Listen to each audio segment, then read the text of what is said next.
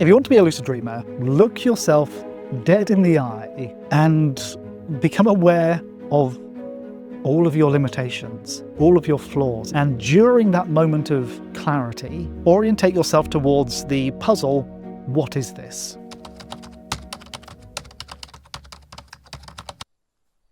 So here's something I don't think people think about enough when it comes to lucid dreaming, and it's kind of an audit of your own motivations. It's very easy to become interested in lucid dreaming because it sounds fancy, it sounds mystical, deep, otherworldly. But what is it really? What is it genuinely?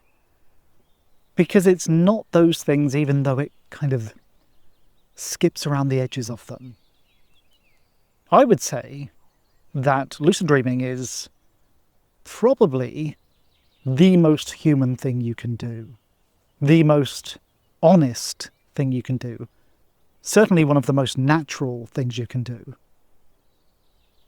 And we live in a world which is very much focused around ego inflation, around self-obsession, forms of narcissism, main character syndrome, making yourself feel a little bit superior one way or the other. But lucid dreaming isn't like that, because in order to succeed, in order to have any form of lucidity, you first need to look yourself dead in the eye and become aware of all of your limitations, all of your flaws. It's the opposite of ego building. Frankly, if you do this practice genuinely, the first year, the first couple of years is, for most people, frustrating, but it's frustrating because you start to realize just how lacking in awareness you are, just how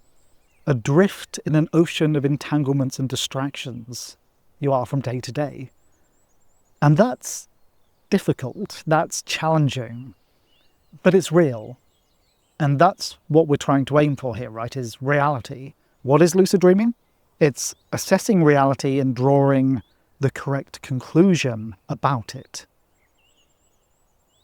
And that's not something you can do unless you're willing to be honest about yourself, unless you're willing to recognize your flaws and correct them as best as you can, because honestly, it's an ongoing, lifelong process. So that's a good starting point. If you're new to lucid dreaming, I want you to analyze what it is you think it is. Because for a lot of people, it's this idea of a better version of them, almost godlike in another world, controlling it. But to get to anything even resembling that experience, and frankly that's a caricature of lucid dreaming, you need to deconstruct your self-concept, your model of self. You need to recognize the illusions you have wrapped yourself in. So here's a really, really simple example, and one of the reasons I'm sitting under a tree today.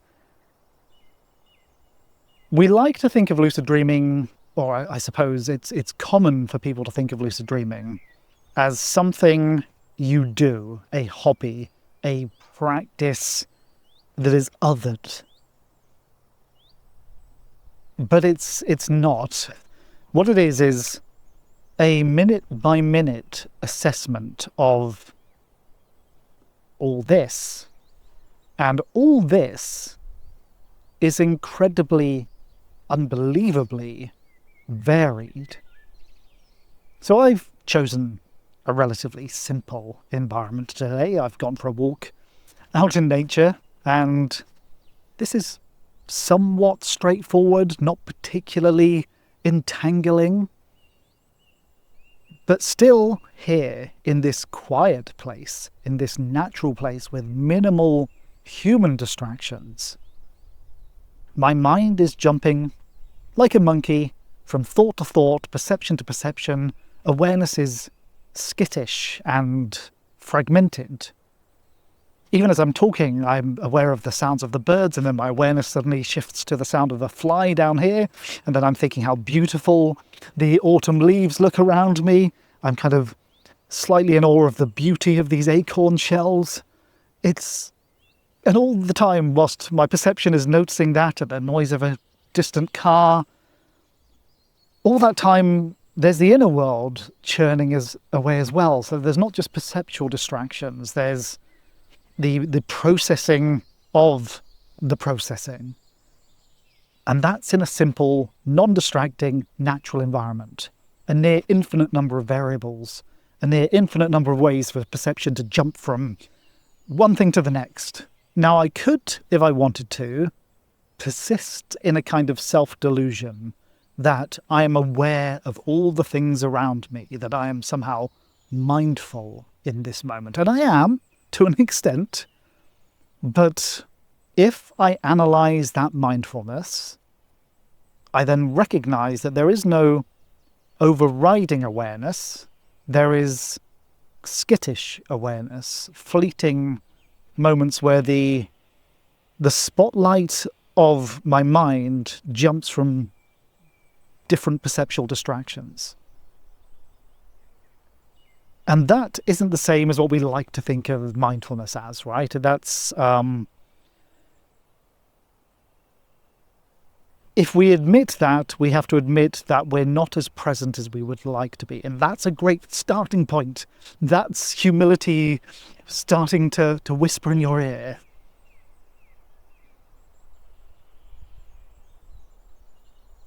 Because that's where lucidity begins. It's not about being better. It's about being honest and getting the correct answer.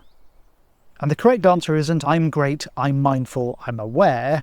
The correct answer is, my mind jumps from thought to thought, from perception to perception, and sometimes that's smooth, sometimes it's jittery, sometimes my inner world and my outer world are aligned, sometimes they're focusing on entirely different things. We're not trying to be perfect. We're trying to analyze reality, analyze ourselves with honesty. I think it's in human nature to demand perfection. I think that's something we all want. So, for example, I thought before coming out today, wouldn't it be lovely to record a video somewhere relaxing and natural? And I had a little mental idea of what that would be like. But it's not till you're in the environment that reality kicks in. There have been endless distractions. Some chap over here on the other side of the field playing music really loudly, this weird little vehicle driving past, the sound of someone clearly chopping wood or doing something with a chainsaw over there. None of those were on my radar as possibilities, and all of those are things I'm having to adapt to on the fly. If you want to be a lucid dreamer, I suppose the entire point of what I'm trying to say here, even though it's quite rambly, is reality is incredibly complex. Dreams are part of reality. You are incredibly complex. We cannot predict what is going to happen. We are constantly entangled by the randomness of reality. That's normal. That's why brains exist. Brains are the body's solution to navigating an absurdly complex world. As lucid dreamers, we're trying to change the focus of that. We're trying to recognize different elements of that. We're not trying to be enlightened. We're not trying to be Buddhist-style mindful. We're trying to be brutally honest and to bring ourselves back as often as we can to that question, what is this right now? That's really all it comes down to. We're just reorientating how our minds work. All of the techniques, all of the dream journaling, all of the other practices really all point in that direction. If there's any meaning to them at all, it is pointing in the direction of honesty in how you interpret what this is.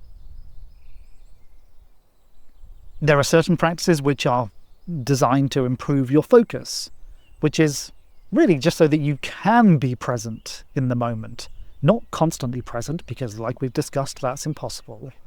But just to have at least the ability to stay attentive long enough to do that interrogation.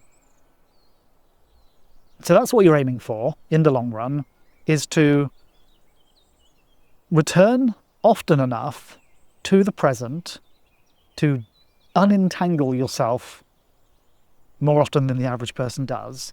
And during that moment of clarity, to orientate yourself towards the puzzle, what is this? Is it a night dream, or is it waking life? All the complexity of lucid dream practice, all of the techniques, all of the terminology are just ways of trying to describe that process. Lucid dreaming as a principle is absurdly simple. It's that question. As a practice, as a lifestyle, it is complicated because of this. This is complicated. Life is complicated. You are complicated. The puzzle isn't lucid dreaming. The puzzle is existence.